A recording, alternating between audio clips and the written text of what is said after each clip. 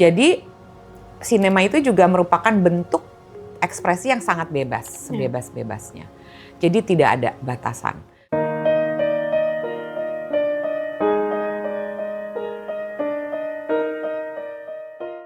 Oke, selamat datang teman-teman Vanita. Hari ini I'm so honored sih sebenarnya karena waktu itu aku sempet lagi binge watching film-film Indonesia, terus ketemu sama satu film yang lumayan left a big mark on me sih karena judul filmnya itu Quickie Express waktu itu.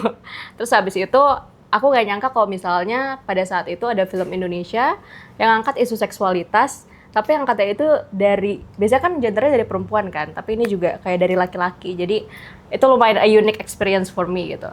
Nah, dari situ tuh aku digging lagi, terus ternyata ada nama produser, namanya Nia Dinata. Dan aku cek, ternyata ada karya-karya lainnya juga. Mungkin kalau teman-teman pernah nonton Coba Baukan, Arisan, Berbagi Suami, dan film-film lainnya.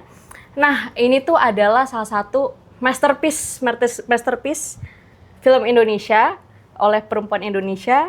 Dan hari ini kita akan ngobrol langsung dan aku bakal ngulik Teh Nia dan juga cerita-cerita uniknya di industri film selama ini. Halo Teh Nia. Senang banget, ini lebih muda dari anak aku ya. Aduh. Umurnya. Jadi senang anak-anak muda ternyata bilang filmku adalah old master. Aku ngerasa seperti Avandi atau Sujoyono di dalam dunia pelukis seni rupa Indonesia. Karena lebih ke ikonik aja sih Teh. Padahal karena ini berhubungan banget, kita baru ngeluarin buku tentang papi mertua aku yang mana dipamerin di Artjok. Mudah-mudahan anak-anak Jakarta Gen Z tahu Artjok ya kan. Jadi memang yang dipamerin old master. Terus sekarang kamu ngomong udah old master, aku langsung merasa tua. Tapi aku masterpiece sih sebenarnya. Iya, makasih karena bercanda. Itu build tapi itu kata-kata yang mengingatkan aku juga bahwa aku sudah tua, nggak apa-apa. I'm pro aging. Tapi lots of wisdom lah ya sama pasti, ini. Iya. Nah, Teh, aku juga mungkin kita bisa mulai dari awal-awal Teh Nia itu ke Indonesia. Aku kan udah banyak banget nih dengar-dengar cerita Teh Nia, katanya kuliah di New York waktu itu. Terus juga interested di industri film karena waktu itu pas kecil di Jeddah ya. Waktu itu apa yang bikin Teh Nia balik ke Indonesia? Padahal kita tahu, maksudnya mungkin situasinya lagi gak stabil gitu sosial politiknya, dan juga industri filmnya belum terlalu berkembang gitu Teh. Iya, karena mungkin aku lahir di Gen X ya. Gen X di mana usianya udah mendekati 60 tahun kan kalau sekarang. Gen X. Jadi mungkin mamamu juga lebih muda dari aku ya kayaknya, mama-mama kalian. Enggak ya, atau seumuran ya kan, seumuran. Nah, kayaknya generasi kita, kalau kalian tanya ke orang tua kalian, kayaknya generasi kita itu sebenarnya kalau di luar negeri itu mungkin cukup mendominasi international students. Aku waktu kecil grow up nonton film di Jakarta, di Blok M tuh ada namanya New Garden Hall. Sekarang kayaknya udah jadi Blok M Mall deh. Apa dulu Blok berarti M Plaza ya? bioskop kayak XX1 enggak, gitu. Bioskop 1 dengan kapasitas mungkin 500 sampai 600 orang, satu layar. Terus dulu film yang menurut Teh Nia itu bikin Teh Nia kayak interested, ini nih kayaknya pengen deh bikin kayak gini juga gitu, pengen bikin karya kayak gitu juga.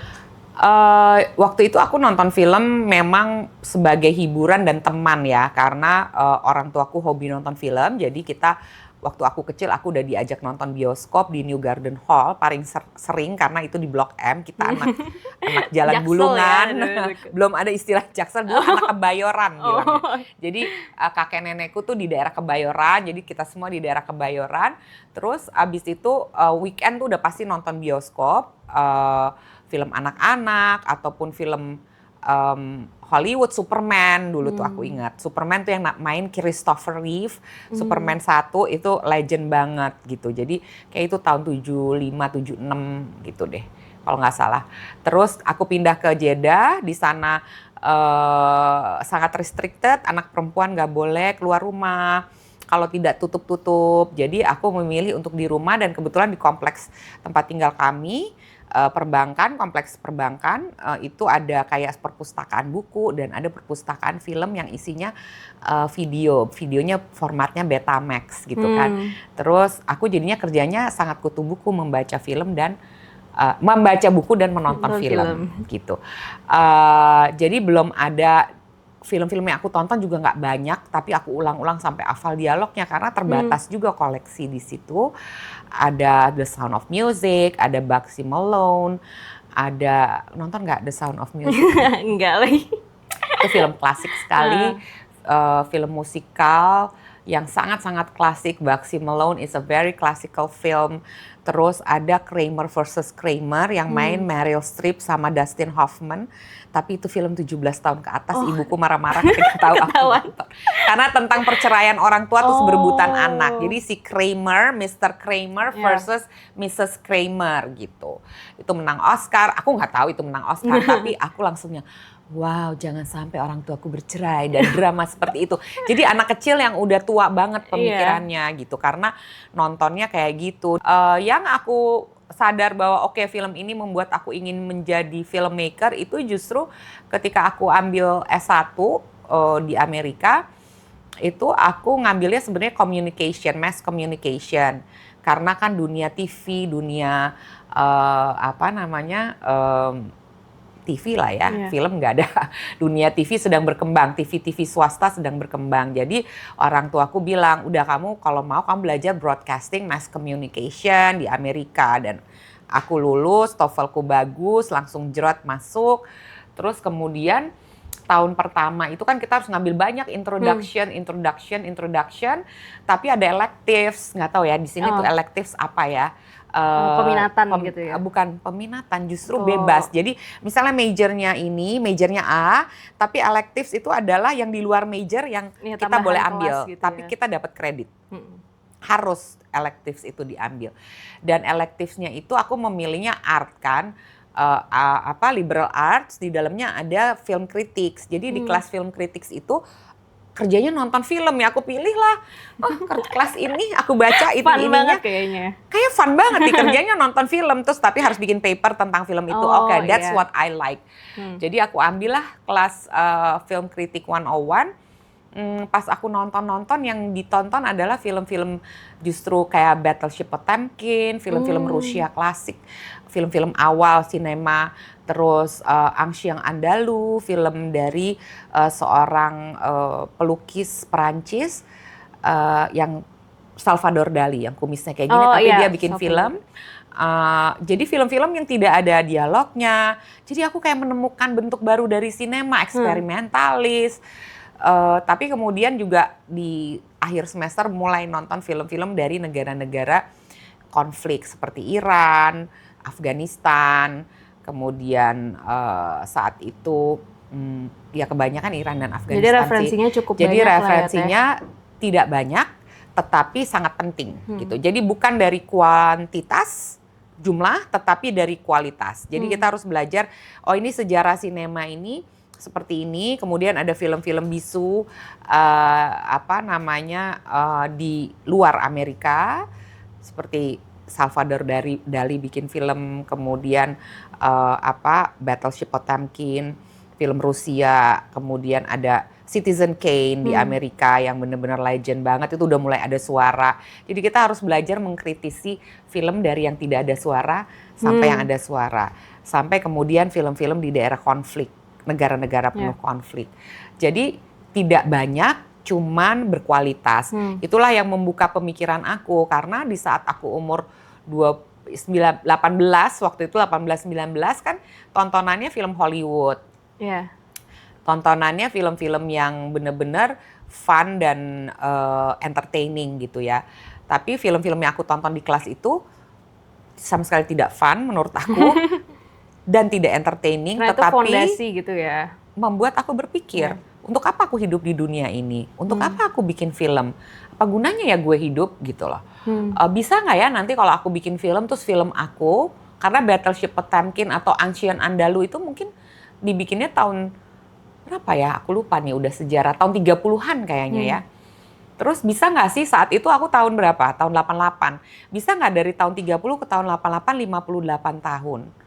Bisa nggak ya kalau aku jadi filmmaker, filmnya udah umur 58, tapi tetap ditonton sama orang. Dan ditonton sama mahasiswa.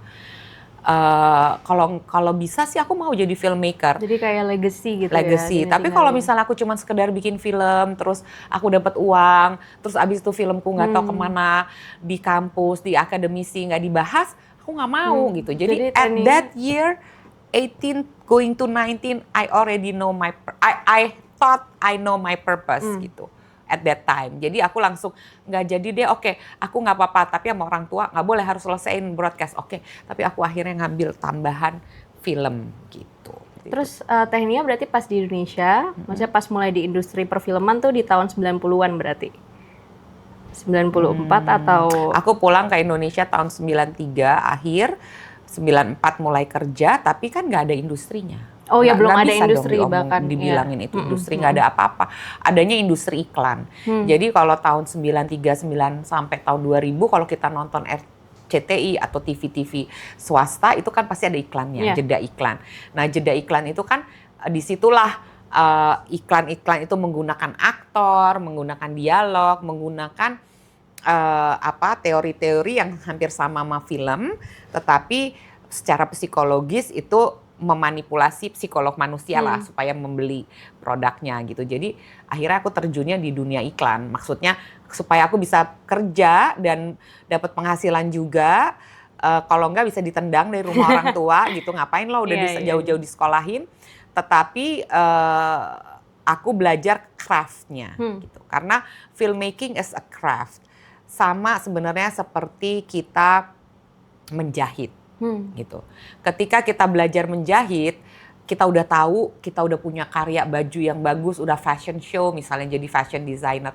Tapi kita nggak sering-sering praktis, ya kan? Lama-lama kan kita losing our craftsmanship-nya gitu. Jadi filmmaking is a craft too gitu.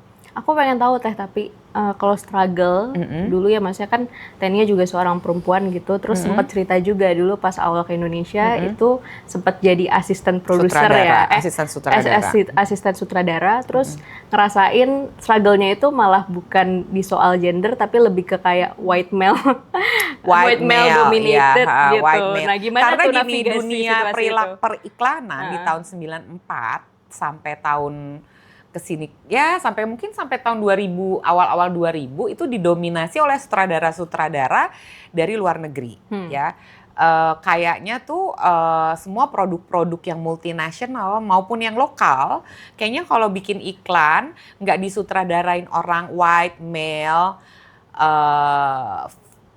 director, itu kayaknya kurang keren gitu zaman itu. Kayak produk lo kelas rendah kalau disutradarain sama non-white male director gitu. Jadi akhirnya kayaknya itulah yang dipilih, sehingga di kantor aku yang juga production company saat itu tentu saja mereka mencari asisten sutradara yang bisa berbahasa Inggris gitu.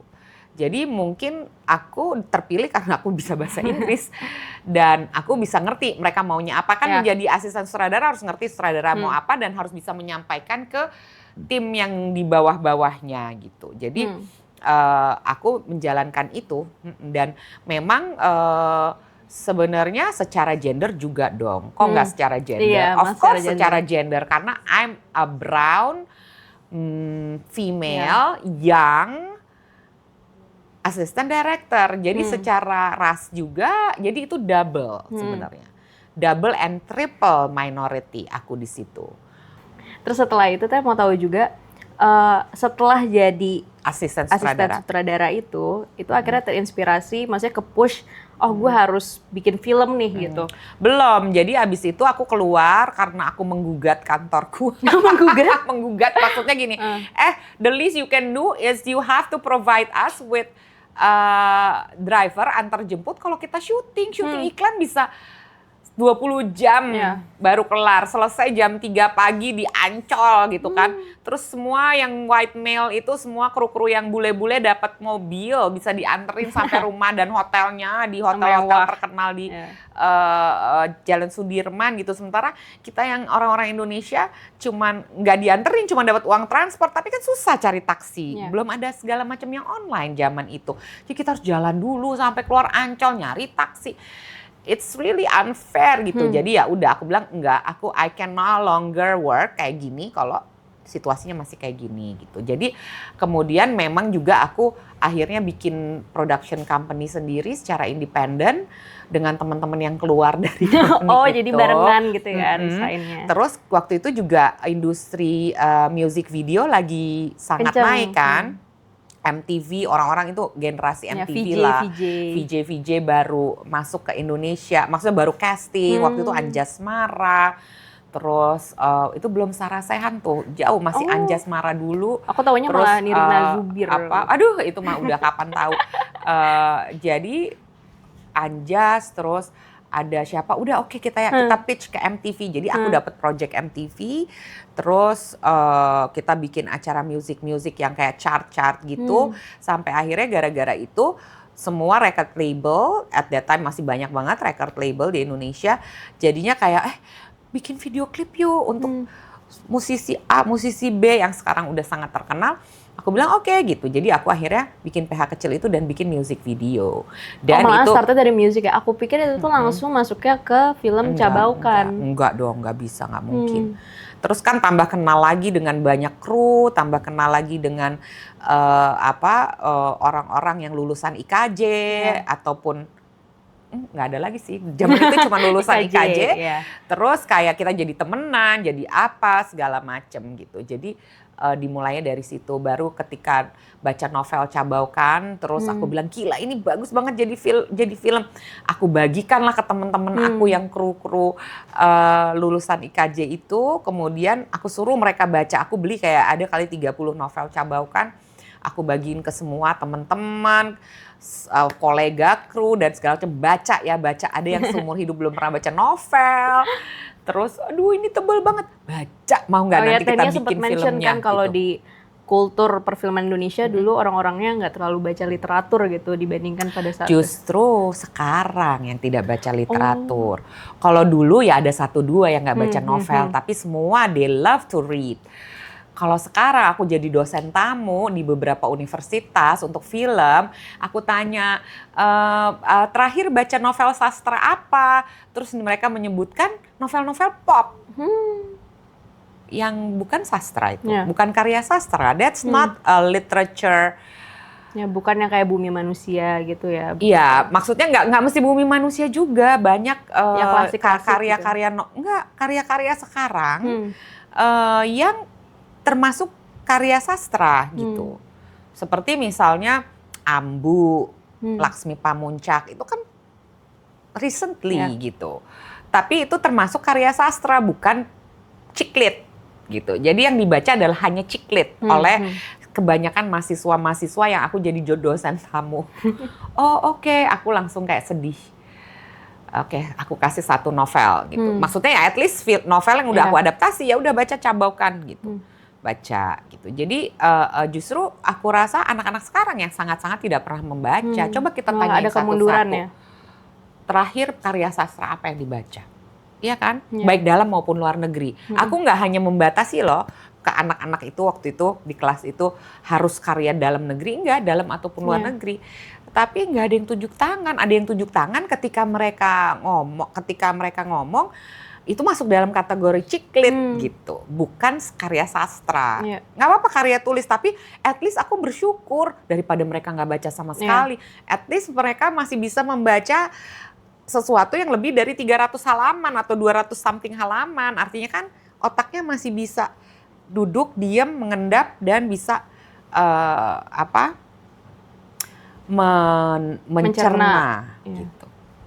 Terus Teh, kan aku juga lihat ya, dulu tuh Cabaukan bisa dibilang, maksudnya kan adaptasi film pertama Tenia, tapi itu udah langsung terkenal lumayan, banyak kontroversi gitu, yang dimana itu kan setelah masa Orde Baru, ke reformasi, dan itu film pertama yang menggunakan bahasa Hokkien gitu, langsung dalam judulnya. Ada langsung dalam judulnya dan ada istilahnya ya. Kan dulu kan itu maksudnya istilahnya belum boleh dipakai kan? Udah karena udah setelah reformasi. Iya, maksudnya sebelum itu tidak kan boleh dilarang. dipakai. Ya. Tehnia tuh kok dapat keberanian gitu untuk mengangkat isu-isu soal etnis mungkin ya, atau soal gender. Apakah itu emang maksudnya sesuatu yang Tehnia dari dulu tuh ngerasa penting nih untuk diangkat gitu? Ini pertanyaan yang bukan pertama kali, ya. Kok berani gitu?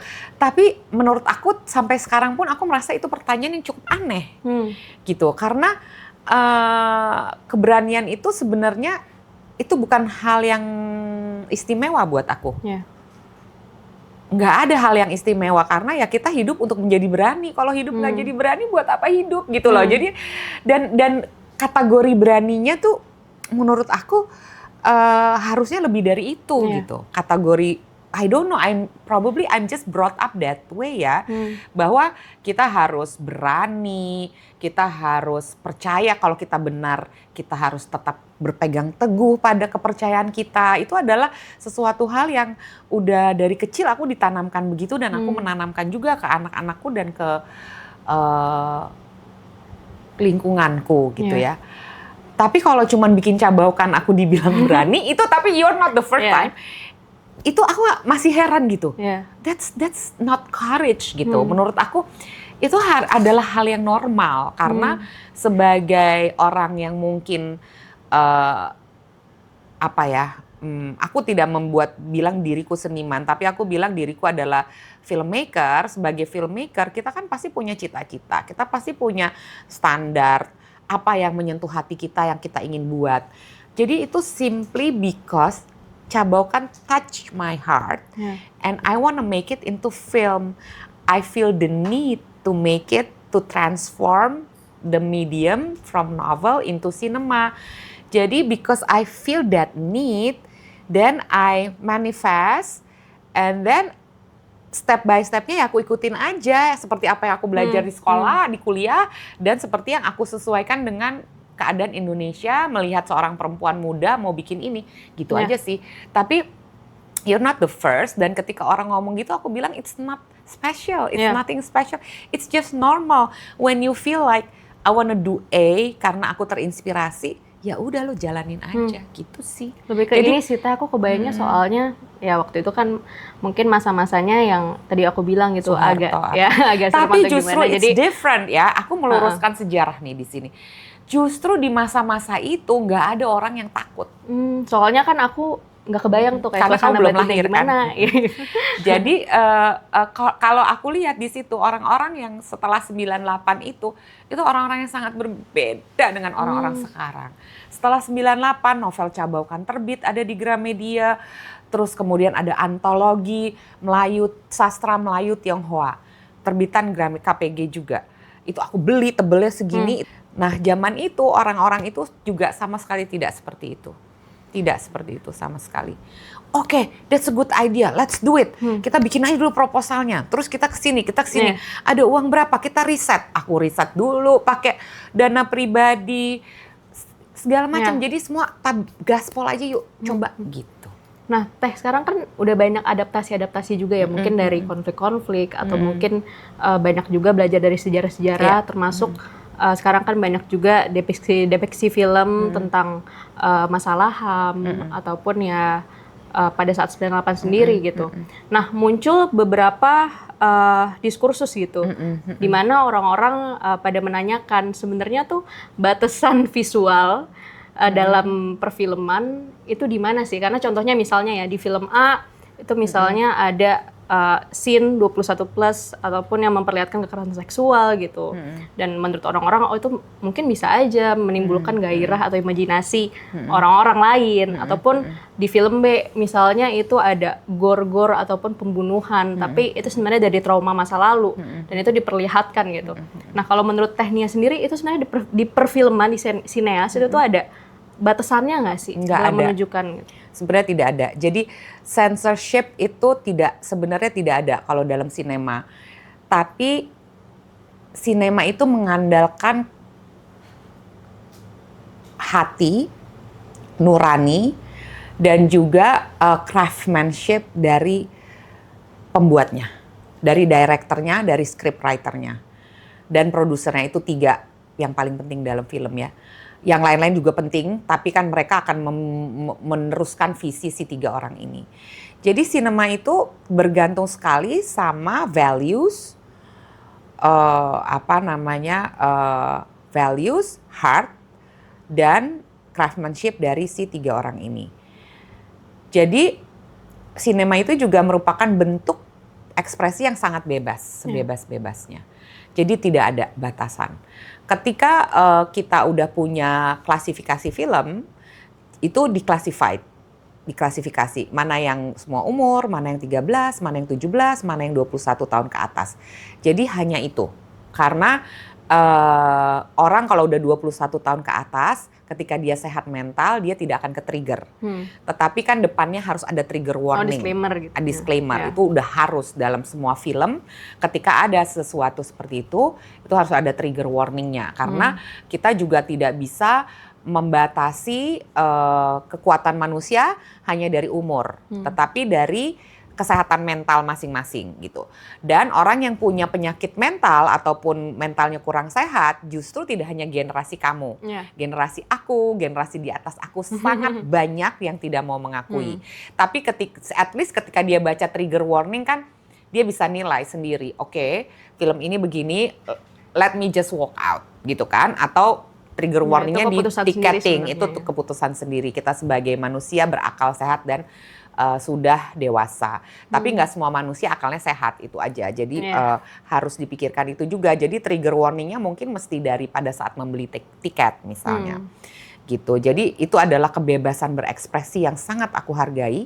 Karena sineas, seniman, pelukis, penulis novelis itu semua aku percaya punya hati nurani dan punya audiensnya sendiri-sendiri gitu. Tapi for me personally, aku sangat anti kekerasan. Aku sangat dari kecil juga aku tidak suka nonton film horor dan film yang berdarah-darah. Jadi kalau aku tidak akan it's just my philosophy of life, bahwa in my works I'm not gonna perpetuate violence, I'm not gonna perpetuate rape, I'm not gonna perpetuate bloody events gitu.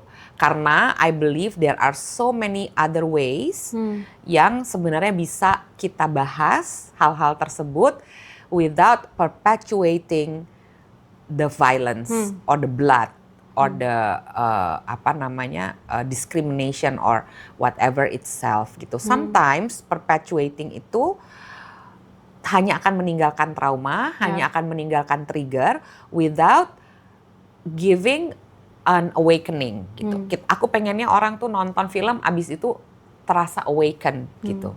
Seperti aku kalau nonton film-film yang aku favoritin gitu. Kayak misalnya nonton film Pedro Almodovar All About My Mother, one of my favorite setelah aku dewasa. Itu aku ngerasa awaken, aku nangis-nangisnya dalam bioskop. Setelah keluar aku ngerasa awaken, All About My Mother, bahwa mother itu bisa dalam aneka bentuk, ya. Di film itu mothernya transgender.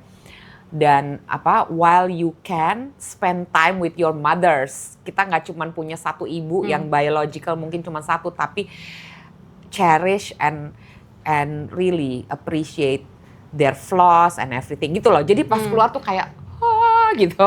Nah aku pengennya gitu, tapi tidak men-trigger emosi yang atau trauma masa lalu. Pengennya sih begitu. Semakin aku tua, semakin aku yakini itu. Tadi aku jadi ada pikiran menarik gitu sih Teh, dari maksudnya apa yang tadi Teh Nia jelasin gitu kan. Sekarang udah banyak term-term juga kan, terus ada yang bilang ini nih kalau film yang dibikinnya oleh male gaze gitu, sedangkan ada film-film yang kayak dari sutradaranya perempuan yang Sofia Coppola dan lain-lain. Kayaknya tuh depiksi perempuan tuh nggak segitunya kalau misalnya di film yang disutradai oleh sutradara cowok. Nah menurut Teh Nia gimana? Ada nggak emang pengaruhnya seperti soal itu? Male and female gaze itu adalah pelajaran pertama yang harus dipelajari ketika kita masuk ke kelas film, gitu.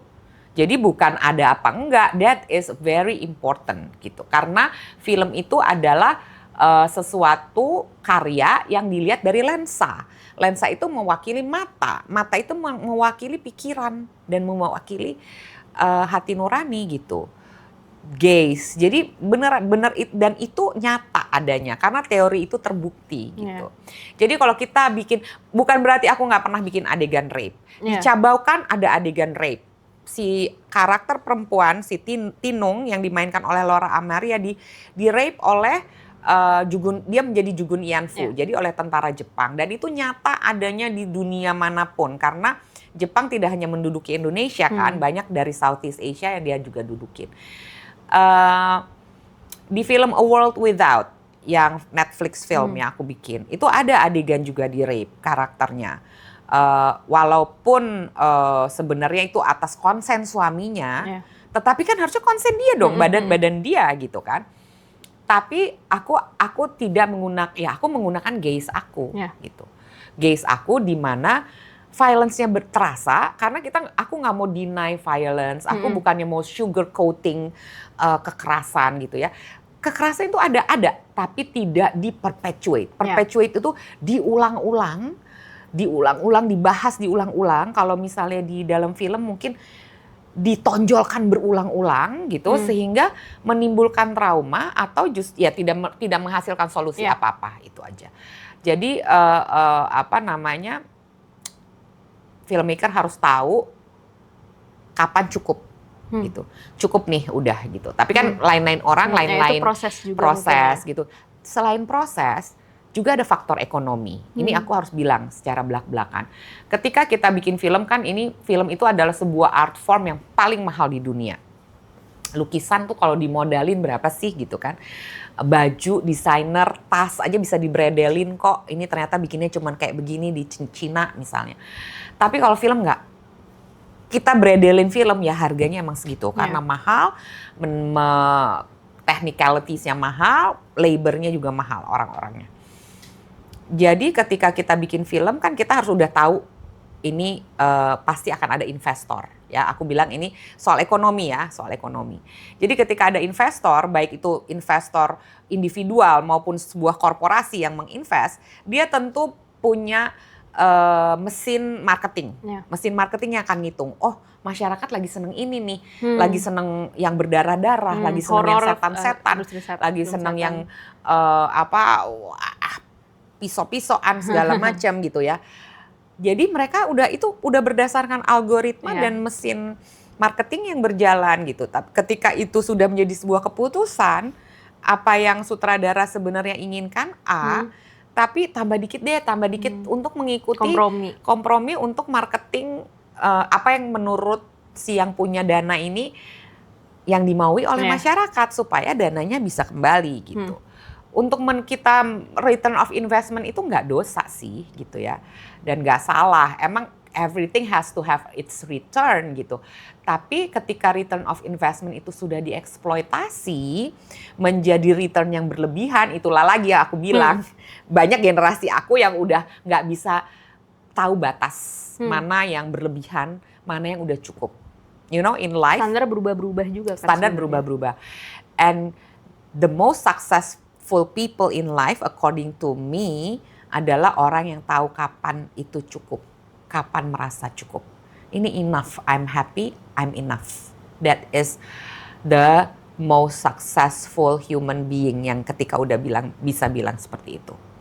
Menurut Tehnia, tapi seorang filmmaker itu bisa disebut sebagai filmmaker kalau kayak gimana? Karena kan sekarang udah banyak gimana ya? Mungkin seumuranku banyak yang freelance juga bikin short movie di YouTube ataupun sekarang di short form gitu. Itu bisa disebut filmmaker juga gak sih? Bisa dong, bisa banget. Aku sangat mensupport regenerasi. Jadi ketika kalian udah punya karya, ya kalian a filmmaker. Don't be afraid to use that term gitu. I'm a filmmaker karena udah punya karyanya. It's the same kayak misalnya kita udah bisa bilang I'm a writer.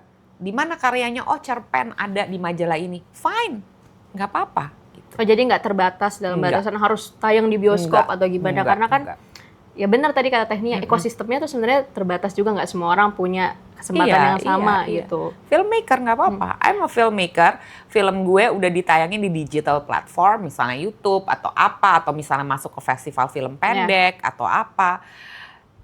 Itu encouraging. Itu harus kita pupuk malah gitu. Terus Tehnia setuju nggak kalau misalnya sekarang kan aku ngelihat kayaknya industri film Indonesia tuh lagi naik-naiknya gitu. Kayak Jumbo kemarin animasi dari Indonesia itu dapat 10 juta penonton gitu. Nah, menurut Tehnia tuh kedepannya mungkin kan Tania udah bisa ngelihat nih dari dulu trennya kayak gimana. Menurut Tania ini makin naik lagi atau memang kayaknya nih kesempatan untuk industri film Indonesia makin bersinar? Aku orang filmmaker yang paling nggak pernah ngeliat tren. Jadi itu pertanyaan yang sangat salah buat aku tanyakan ke aku. Aku nggak pernah ngeliatin tren, aku nggak pernah memikirkan apa yang orang-orang lagi suka. Tapi ketika Jumbo mencapai 10 juta, aku bersyukur alhamdulillah. Yeah. Karena aku merasa bahwa alhamdulillah orang Indonesia masih punya hati nurani, masih haus akan cerita-cerita yang sebenarnya simple, sangat-sangat human being and also respecting all beings. Karena artinya kehausan itu masih ada. Ketika orang yang haus akan tontonan seperti itu, artinya hatinya belum bebel. Artinya they are not numb gitu. I thought we are all numb people gitu, ya kan? Tapi ternyata enggak. Jadi aku bersyukur. Nah, itu adalah contoh di mana ya aku percaya kan, aku juga kenal sama semualah tim yang bikin film tersebut. Aku percaya bahwa sebenarnya itu kan juga lama sekali prosesnya. Orang anaknya temen aku yang isi suaranya sekarang udah gede gitu kan. Jadi aku percaya bahwa everything has its own timing. Yeah.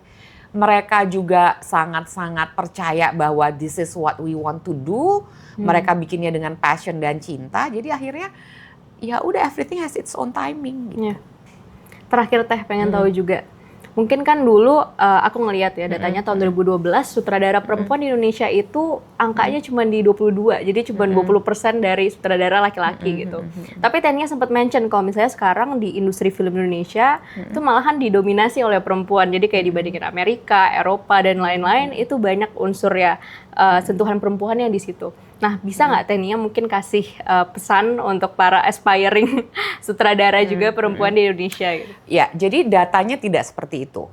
First of all, data benar 2012 mungkin filmmaker Indonesia yang perempuan nggak nyampe 20, sekarang aja nggak nyampe 20 kalau kita mau bilang bahwa filmmaker yang khusus sinema, ya kan? Perempuan, sutradara perempuan yang benar-benar khusus sinema, bukan short film, sinema, itu mungkin sampai sekarang belum nyampe 20 ya. Dan mungkin kalau dibandingkan sutradara-sutradara laki-laki yang jumlahnya mungkin sekitar 100-an lebih, artinya kan mungkin kita hanya 10%-nya gitu. Tapi dari zaman dulu pun, bukan zaman sekarang, justru dari zaman dulu, itu yang namanya industri film di Eropa dan di Amerika, itu mereka tidak even 1% aja nggak nyampe perempuannya. Gitu. Karena sutradara laki-lakinya kan ada ribuan. Ngerti nggak? Jadi kita pakai logika. Sutradara perempuannya ada ribuan, ada sutradara laki-lakinya ada ribuan, almost 1,000, maybe more kalau kita lihat di data dan di asosiasi sutradara. Misalnya di Amerika ada Directors Guild of America, kita lihat aja di situ ribuan anggotanya. Nah, lihat yang perempuannya, anggotanya ratusan yang perempuan, tapi karena ini ribuan, jadi persentasenya lebih dikit gitu. Jadi itu, dan it's always stay that way. Cuman kalau kita lihat sekarang untuk Directors Guild of America, mereka udah melebarkan kan ke arah serial di Netflix, di Apple, di HBO, gitu ya? Bukan main bagus-bagusnya. Ya kan, itu banyak sekali yang sutradarain perempuan gitu. Kayak Big Little Lies yang even diproduserin sama Reese Witherspoon dan Nicole Kidman, serial tentang kekerasan dalam rumah tangga. Direkturnya juga semualah kebanyakan mereka perempuan. Lalu The Morning Show yang diproduserin Reese Witherspoon tapi sama Jennifer Aniston, menjadi anchor news perempuan yang mengalami kekerasan seksual dan segala macam, disutradarai juga oleh perempuan. Jadi kalau ngelihat including the Emmy nominated people, the Emmy winners, television, OTT, mungkin sekarang udah naik persentasenya gitu. Pesan mungkin buat aspiring-nya woman untuk aspiring filmmaker, gitu ya? Sutradara, semua yang memang menyenangi dunia audiovisual, don't be afraid to try, to write, to shoot, Tapi satu hal yang aku selalu bilang di podcast manapun, di wawancara manapun, please read. Because without reading you are nothing. Yeah. I'm so sorry to say that. Read great literature of the past and of today. Thank you. Dengar guys, baca ya, jangan cuma nonton-nonton aja. Jangan lupa juga follow, like, dan subscribe YouTube Vanita Naraya. Terima kasih teman-teman, sampai jumpa di episode berikutnya.